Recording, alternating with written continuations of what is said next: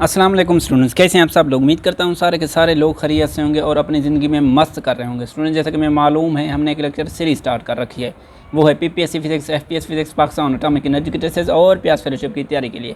इसके लिए जो हम आज स्टार्ट करेंगे सर इलेक्ट्रॉन वोल्ट से स्टार्ट करेंगे, लेकिन उससे पहले छोटी सी रिक्वेस्ट है, काइंडली मेरे चैनल को सब्सक्राइब कर दें। इलेक्ट्रॉन वोल्ट, सबसे पहले इसकी डेफिनेशन करते हैं। Energy gain or lost by an electron when it moves through a potential difference of 1 volt। जैसा कि हमारे पास 2 प्लेट्स हैं, एक प्लेट है पॉजिटिव और दूसरी प्लेट है नेगेटिव। ये नेगेटिव प्लेट है। फ़र्ज़ कर लें इन दो प्लेट्स के दरमियान जो पोटेंशियल का डिफरेंस है, फ़र्ज़ कर लें वो 1 वोल्ट के बराबर है। अगर हम लोग एक इलेक्ट्रॉन पर, ये इलेक्ट्रॉन है हमारे पास, इस पर वर्क अप्लाई करते हैं तो ये इलेक्ट्रॉन मूव करेगा और वो वर्क बराबर होगा W is equal to q into del v. ये जो डेल वी है ये चेंज इन पोटेंशियल है और ये जो क्यू है ये चार्ज है। क्योंकि यहाँ पर इलेक्ट्रॉन है इसीलिए ये ई लगाएंगे और जो चेंज इन पोटेंशियल है वो मैंने पहले बता दिया है, वो 1 वोल्ट के बराबर है। यानी कि 1 वोल्ट 1 को लिखेंगे नहीं और ये बनेगा EV यानी कि इलेक्ट्रॉन वोल्ट। क्योंकि ये चार्ज, ये इलेक्ट्रॉन मूव कर रहा है, इसीलिए ये जो वर्क होगा ये काइनेटिक एनर्जी के बराबर होगा। अब की बार kinetic energy is equal to EV आएगा, यानी कि इलेक्ट्रॉन वोल्ट का जो यूनिट बना वो काइनेटिक एनर्जी के बराबर आएगा, या यूं भी कह सकते हैं काइनेटिक एनर्जी का यूनिट इलेक्ट्रॉन वोल्ट के बराबर। ये हमारे पास इलेक्ट्रॉन है, अगर इस इलेक्ट्रॉन को towards the negative plates move कराते हैं तो एनर्जी गेन करेगी। क्या एनर्जी गेन करेगी? अगर इस इलेक्ट्रॉन को towards the positive plate move कराएंगे तो एनर्जी लॉस्ट होगी। तो इसीलिए कहते हैं एनर्जी गेन और लॉस्ट बाय दिस इलेक्ट्रॉन जब ये मूव करता है through potential difference of 1 volt, इसे कहते हैं इलेक्ट्रॉन वोल्ट। याद रखें 1 इलेक्ट्रॉन वोल्ट बराबर होता है 1.6 मल्टीप्लाइड बाई 10⁻⁻19 जूल के, और 1 जूल इस तरह से बराबर हुआ 1 divide by 1.6 multiplied by 10⁻⁻19 electron volt के। अच्छा, जब इसको सॉल्व करते हैं तो बनता है 1 joule is equal to 6.25 multiplied by 10⁻18 electron volt. यानी कि इससे साबित हुआ 1 joule is greater than 1 electron volt. Next हमारे पास MCQs है। A particle of charge 2e is accelerated through a potential difference of 10 volt.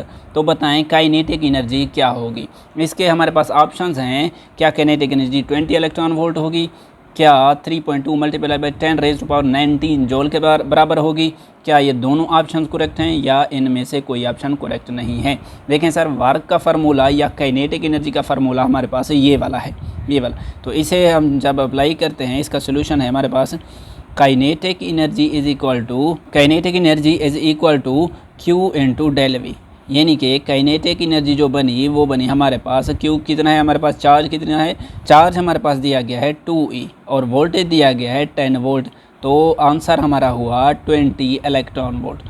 तो इसके मुताबिक ए ऑप्शन करेक्ट हुआ। क्या ये दोनों ऑप्शन करेक्ट हो सकते हैं? चेक करते हैं। एंड जब इस 20 इलेक्ट्रॉन वोल्ट को जूल में कन्वर्ट करें तो बनेगा 20 multiplied by 1.6 multiply by 10⁻⁻19 joule के बराबर आएगा। और जब इसको मल्टीप्लाई करते हैं तो आंसर आता है 3.2 मल्टीप्लाइड बाई 10⁻⁻18 जूल के बराबर आएगा। लेकिन यहाँ पर 19 है तो इसीलिए ये ऑप्शन सही नहीं है। तो हमारा करेक्ट ऑप्शन ये वाला है, ये ए ऑप्शन करेक्ट है। एक और MCQ है। Particle of charge 2 coulomb is accelerated through a potential difference of 10 volt. तो बताएं काइनेटिक एनर्जी क्या होगी। फर्स्ट ऑप्शन है 20 इलेक्ट्रॉन वोल्ट होगी, दूसरा ऑप्शन है 3.2 मल्टीप्लाइड बाई 10⁻⁻19 जूल के बराबर होगी, थर्ड ऑप्शन है क्या ये दोनों ऑप्शन करेक्ट हैं, और डी ऑप्शन है हमारे पास क्या 20 जूल होगी। तो इसका सोल्यूशन चेक करते हैं। सोल्यूशन हमारे पास है काइनेटिक एनर्जी का फार्मूला होता है kinetic energy is equal to q into del v. अब चार्ज दिया गया है हमारे पास 2 कूलम का और पोटेंशियल डिफरेंस दिया गया है हमारे पास 10 वोल्ट। अच्छा, वोल्ट को आप लोग वोल्ट को लिख सकते हैं, जॉल पर कूलम भी लिख सकते हैं। तो इसीलिए अब वोल्ट की जगह मैं लिखूंगा जॉल पर कूलम। अब कूलम से कूलम कैंसल, तो आंसर हमारा पास हुआ 20 जॉल। ये हमारे पास करेक्ट ऑप्शन है 20 जॉल। तो ऑप्शन बना डी। बाकी आप लोग खुद से ट्राई कर लेना, ये ऑप्शंस नहीं बनते। तो करेक्ट ऑप्शन सिर्फ और सिर्फ डी बनता है। नेक्स्ट हमारे पास टॉपिक है कैपेसिटर। कैपेसिटर एक ऐसी बला है जो चार्ज को स्टोर करता है। ये हमारे पास एक पैरेलल प्लेट कैपेसिटर है और इसके अक्रॉस एक बैटरी अटैच है। अच्छा, बैटरी के अटैच करने से कैपेसिटर का एक प्लेट पॉजिटिवली चार्ज होगी और दूसरी नेगेटिवली चार्ज होगी। अच्छा, amount of this charge depend करती है इस बैटरी के वोल्टेज पर। जितना ज़्यादा बैटरी का वोल्टेज होगा उतनी ही ज़्यादा चार्ज स्टोर होगा। अच्छा, जब डायरेक्टली को हटाएं तो Q = CV आता है। इस C को कैपेसिटेंस ऑफ कैपेसिटर बोलते हैं। अच्छा, इसका फार्मूला बनता है C = Q/V। अब एक सवाल पैदा होता है मशहूर ज़माना, वो ये कि ये जो कैपेसिटेंस है किस चीज़ पर डिपेंड करती है। Capacitance depends on, first option है हमारे पास, क्या ये चार्ज पर डिपेंड करती है। बी ऑप्शन है क्या ये वोल्टेज पर डिपेंड करती है।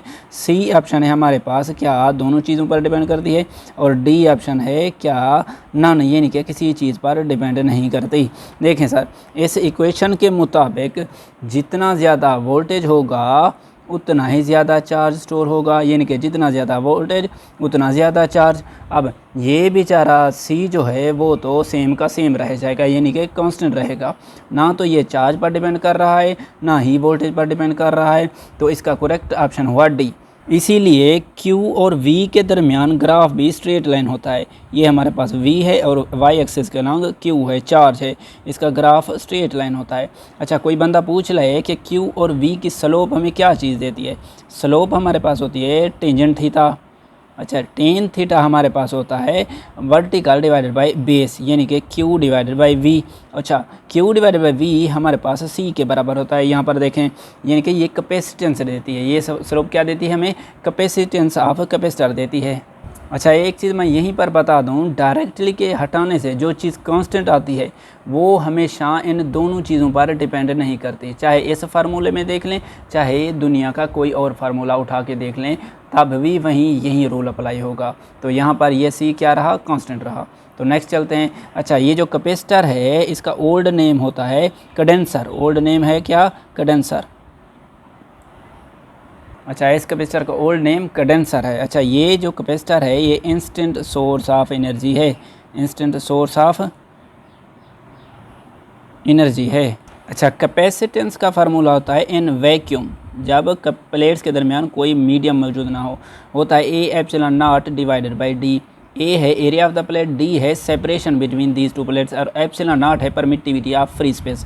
अगर इसी कैपेसिटर की प्लेट्स के दरमियान हम लोग डाई इलेक्ट्रिक मीडियम इंसर्ट कर देते हैं, डाई इलेक्ट्रिक मीडियम, तो तब कैपेसिटेंस का फार्मूला बनता है सी मीडियम, यानी कि मीडियम होने से A/0 εr का इजाफा कर देते हैं डिवाइडेड बाई डी। जब इन दोनों की रेशो लेते हैं तो बनता है c medium divided by c vacuum = εr। अच्छा, इस εr को आप लोग बोलते हैं रिलेटिव परमिटिविटी। क्या बोलते हैं, रिलेटिव परमिटिविटी या डाई इलेक्ट्रिक कांस्टेंट, या इसी चीज़ को डाई इलेक्ट्रिक कोफिशिएंट भी बोलते हैं। अब हमारे पास है charging of a capacitor. Capacitor को चार्ज कैसे किया जाता है, सिंपल बात है। ये हमारे पास एक पैरेलल प्लेट कैपेसिटर है, इसके अक्रॉस एक बैटरी अटैच कर देते हैं, बस ये कैपेसिटर चार्ज होना शुरू हो जाता है। ये बैटरी का पॉजिटिव टर्मिनल, ये नेगेटिव टर्मिनल, ये वोल्टेज V है। अच्छा, इस प्लेट पर सारे के सारे पॉजिटिव चार्जेस आ जाएंगे और इस पर नेगेटिव चार्जेस आ जाएंगे। अच्छा, वक्त के साथ साथ ये चार्जेस कैसे स्टोर होते हैं इसको हम लोग एक ग्राफ के थ्रू समझते हैं। ये हमारे पास Q और T के दरमियान एक ग्राफ होता है, T along x axis, Q along y axis. ये ग्राफ एक्सपोनेंशियली इंक्रीज़ करता है। अच्छा, ये पॉइंट जो है ये maximum value of the charge को शो करेगा, ये Q0 के बराबर होगा। Q0 वो चार्ज है जब ये कैपेसिटर फुल्ली चार्ज हो चुका होता है। अच्छा, फ़र्ज़ कर लें इस ग्राफ के ऊपर एक पॉइंट है, ये वाला पॉइंट। अच्छा, ये पॉइंट वो पॉइंट है जब ये कैपेसिटर 63% ऑफ Q0, यानी कि मैक्सिमम वैल्यू का 63% चार्ज हो चुका होता है। अच्छा, 63% चार्ज होने के लिए कैपेसिटर जो वक्त लगाता है वो 1RC के बराबर होता है। अच्छा, इस RC को आप लोग बोलते हैं टाइम कांस्टेंट, TC से जाहिर कर रहा हूँ। अब याद रखें 60% चार्ज होने के लिए ऑफ Q0 होने के लिए हमें जो वक्त दरकार हुआ वो 1 RC के बराबर था। अब की बार फ़र्ज़ कर लें हमने फुली चार्ज कराना है इस कैपेसिटर को। फुली चार्ज कराने के लिए हमें Q0 तक जाना पड़ेगा, maximum value of the this charge. अच्छा, यानी कि 100% चार्ज कराना पड़ेगा। यानी कि हमने 63% तो चार्ज करा लिया, बाकी जो बचता है 73% वो हमें चार्ज कराना है। उसके लिए जो वक्त दरकार है वो हमें 4 RC के बराबर है। यानी कि मैक्सिमम वैल्यू तक ले जाने के लिए चार्ज को हमें मज़ीद इस टाइम के अलावा 4 RC टाइम लगाना पड़ेगा ताकि ये कैपेसिटर फुली चार्ज हो जाए। ये क्या बना 63 प्लस 73, यानी कि अब की बार 100% चार्ज हो चुका है ये कैपेसिटर। और जो टोटल वक्त लगा 1 RC प्लस 4 RC 5 RC का टाइम लग गया। अब गौर से देखें, 63% चार्ज जो वैल्यू है वो ज़्यादा वैल्यू है और इसके लिए टाइम लगा 1 RC सिर्फ, और 73% वैल्यू 63% से कम वैल्यू ऑफ दिस चार्ज है और इसके लिए जो वक्त लगा वो कुछ ज़्यादा लग गया, 4 RC के बराबर लग गया। अब ऐसा क्यों हुआ? यानी कि ज़्यादा चार्ज के लिए कम वक्त और कम चार्जेस के लिए ज़्यादा वक्त, ऐसा उलट पुलट क्यों हुआ? तो आइए चल के देखते हैं इसका आंसर। यानी कि 63% चार्जिंग के लिए हमें 1 RC का टाइम लग गया और रिमेनिंग 37% चार्जिंग के लिए हमें 4 RC का टाइम लग गया। ऐसा क्यों हुआ? तो आइए चल के देखते हैं इसका आंसर। देखें, कैपेसिटर की इस प्लेट पर सारे के सारे पॉजिटिव चार्जेस हैं और बैटरी का ये टर्मिनल भी पॉजिटिव चार्जेस प्रोवाइड कर रहा है। ये जब ये चार्ज पॉजिटिव यहाँ पर पहुँचेगा तो कैपेसिटर के चार्जेस और इस इनकमिंग चार्जेस के दरमियान फोर्स ऑफ रिपल्शन प्रोड्यूस होगी। यानी कि इस बैटरी को इस प्लेट पर ये चार्ज स्टोर करने के लिए कुछ वक्त लग जाएगा और कुछ मेहनत करनी पड़ेगी। तो हम कह सकते हैं ऐसा इसलिए हुआ because of repulsion between already present charges and incoming charges.